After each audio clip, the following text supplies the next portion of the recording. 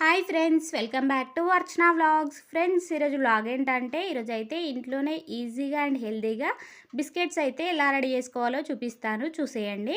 First అయితే ఒక bowl తీసుకొని దీనిలోకి తగినంత బటర్ యాడ్ చేసుకొని, అలాగే దీనిలోకి అయితే తగినంత జాగరీ పౌడర్, ఓట్స్ పౌడర్, రాగి పౌడర్ అయితే యాడ్ చేసుకొని ఒకసారి మంచిగా మిక్స్ చేసుకున్న తర్వాతకి దీనిలోకి అయితే తగినంత సాల్ట్ వేసుకొని మంచిగా మిక్స్ చేసుకొని ఇప్పుడు ఈ మిశ్రమంలోకి తగినన్ని పాలు యాడ్ చేసుకుంటూ వీడియోలో చూపిస్తున్న విధంగా మంచిగా మిక్స్ చేసుకోవాలి.